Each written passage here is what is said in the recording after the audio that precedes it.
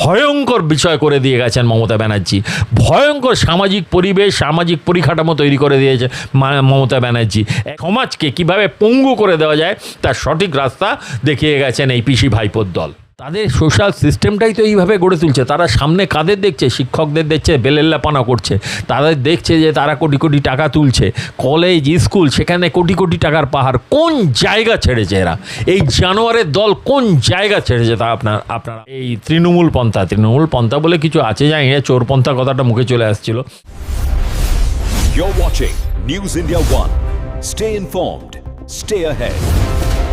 Social মিডিয়ায় জয় শ্রীরাম বলেছে। 35 বছরের বাম শাসন এবং তার পরবর্তী যে 15 বছরের তৃণমূলী শাসন, সেখানে এই মাদ্রাসা শিক্ষায় যে জেহাদি, আমি বলবো জেহাদি শিক্ষা ব্যবস্থা না স্ফুরণ ঘটেছে, তার আরও বেশি করে মানুষ এই জেহাদি শিক্ষা ব্যবস্থায় নিজেরা অংশগ্রহণ করেছেন এবং সেই শিক্ষা ব্যবস্থায় নিজেদের শিক্ষিত করেছেন। ফলত যেটা হবার হচ্ছে, আজকে বাচ্চাদের মনে প্রায় ব্রেন ওয়াশ করে দেওয়া হয়েছে, যার জন্য বাচ্চারা, যারা শিশুরা, কোমল মনের তারা পর্যন্ত না জেনে না বুঝে এই ধরনের ঘটনা ঘটিয়ে ফেলছেন, হিন্দুদের বিরুদ্ধে বিষাদগার করছেন, তাদের কোনো বাচ্চাকে মারতে যাচ্ছেন, কোনো বাচ্চাকে ভীতি প্রদর্শন করছেন। তাদের জানেনও না যে এর ফলস্বরূপ কিছু হতে পারে।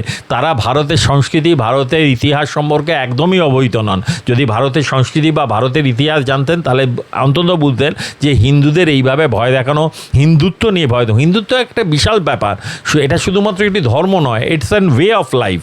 তো সেই জায়গাটা যদি বুঝতেন তাহলে বুঝবেন কী করে? তাদের বোঝানোই হয়নি। যেসব ছোট ছোট শিশুরা, তাদের শেখানো হয়েছে আল্লাহু আকবার করে চিল্লাতে হবে, এই আল্লাহ ছাড়া তাদেরকে উপাস্য নেই, এই জায়গাটাই তাদের সবচেয়ে বড় কথা। যখন তাদের শেখানো হয় হিন্দুরা হলো কাফের, হিন্দুদের বিরুদ্ধে তাদের জেহাদ ঘোষণা করতে হবে, যারা শেখাচ্ছে তারা কিন্তু এই বললাম গত 35 বছরের বামপন্থা এবং গত 15 বছরের এই তৃণমূল পন্থা বলে কিছু আছে, জানি না, চোরপন্থা কথাটা মুখে চলে আসছিল। তো যাই হোক, সেই চোরপন্থার শিকার হয়ে তারা কিন্তু রয়েছেন। এখানে তাদের কি শেখানো হয়েছে?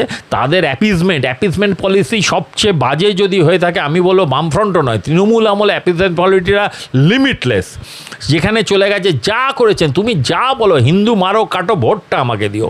যেই মুহূর্তে একটা প্রতিবাদী কণ্ঠস্বর এসছে, তখন মুসলিমদেরও কিন্তু ওপরে গলা টিপে ধরেছেন। আপনি খেয়াল করে দেখুন, অন্য একটি পোর্টালের সাংবাদিকদের অ্যারেস্ট করা হয়েছে, বিভিন্ন মুসলিমদের বিভিন্নভাবে অ্যারেস্ট করে হ্যারাস করা হয়েছে। অর্থাৎ তোমার যে মুসলিম আইডেন্টিটি, এটা বড় কথা নয়, তুমি আমার সমর্থনে আছো কি না আছো সেটাই বড় কথা। তুমি যদি আমার সমর্থনে থাকো, তাহলে তুমি মাদ্রাসায়, তুমি শিক্ষা প্রতিষ্ঠানে হিন্দুদের বিরুদ্ধে কথা বলো, হিন্দুদের ভীতি প্রদর্শনের কথা বলো, হিন্দুদের মেরে ফেলার কথা বলো, তাহলেও তুমি মহান। আর তুমি যদি আমার সঙ্গে না থাকো, তাহলে তুমি যতই সেকুলারিজমের কথা বলো, যতই দেশকে ভালো করার কথা বলো, তথাপি তুমি খারাপ।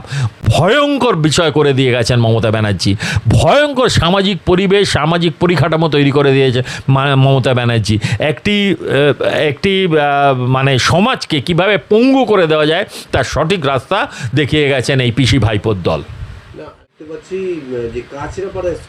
যে এই যে দলটি, এইটাকে দল বলতেও আমার ঘৃণা হয়, এই যে একটি সংগঠন বলা যেতে পারে, তারা গত 15 বছর ধরে আমাদের এই ভঙ্গুর আমাদের দেখুন সমাজ ব্যবস্থাটা এমনি ভঙ্গুর, রিলেশনশিপ ভাঙছে, সম্পর্ক ভাঙছে, তার মধ্যেও এই দলটি আমাদের যে সামাজিক অবক্ষয়কে একদম নিম্ন থেকে নিম্নতম স্তরে নিয়ে গেছে। আজকে আপনি বলুন, চুরির জায়গাতে কি না করেছে, আন্ডারওয়্যার পর্যন্ত চুরি করে নিয়ে গেছে। হ্যাঁ, এরপরে যেখানে যা পেরেছে সেই চুরি করেছে, চুরির কোনো সীমা পরিসীমাদের রাখেনি।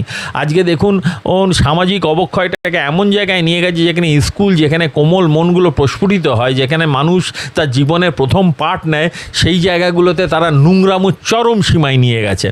তারা যে হবে না কেন, তারা যে টিচারগুলোকে রেখেছে, সেই টিচারগুলোও তো অনেক ক্ষেত্রে আপনারা দেখেছেন পরবর্তীকালে যারা দুর্নীতি করে চাকরি পেয়েছে, তাদেরই সবচেয়ে বড় পদে তারা বসিয়েছেন। তারা এই দুর্নীতিগুলোকে প্রশ্রয় দিয়েছেন। আর এগুলো তো দুর্নীতি বলবো না, এগুলো পুরো সমাজ সিস্টেমটাকে, আমাদের যে সোশ্যাল সিস্টেমটা আছে, সেটাকে ভেঙে চুরে তছনছ করে দাও, আমিই রাজ করব, সেই জায়গায় নিয়ে চলে গেছেন। লজ্জা করে না এদের? যে আপনার বাড়িতে শিশু আছে, আপনার বাড়িতে দেখুন আপনার অঙ্গনে একটা বাচ্চা খেলে বেড়াচ্ছে, আপনার অঙ্গনে দেখুন হয়তো আপনার মেয়ে, আপনার ছেলে বা আপনার নাতি, কেউ না কেউ রয়েছে, তাদের ভবিষ্যৎটাকে কোথায় নিয়ে যেত এরা যদি আর কটা বছর থাকতো? ভারতীয় জনতা পার্টির যারা কর্মী তারা তো মারা যেতেন হয়তো, কিন্তু আপনার ভবিষ্যৎকে কোন জায়গায় নিয়ে যেতে ও আগামী 5 বছরে, রাজ্যের ভবিষ্যৎকে কোন জায়গায় নিয়ে যেত আগামী 5 বছরে, আপনারা কল্পনা করতে পারেন? বাচ্চাগুলোর মুখের দিকে তাকিয়ে আপনারা ভাবতে পারেন যে তারা আগামী দিনে শিক্ষা প্রতিষ্ঠানে গিয়ে কী শিখবে? কেন আগামী দিনে হবে না? তাদের সোশ্যাল সিস্টেমটাই তো এইভাবে গড়ে তুলছে। তারা সামনে কাদের দেখছে? শিক্ষকদের দেখছে বেলেল্লাপানা করছে, তাদের দেখছে যে তারা কোটি কোটি টাকা তুলছে, কলেজ স্কুল সেখানে কোটি কোটি টাকার পাহাড়। কোন জায়গা ছেড়েছে এরা? এই জানোয়ারের দল কোন জায়গা ছেড়েছে তা আপনারা আমাদের বলুন।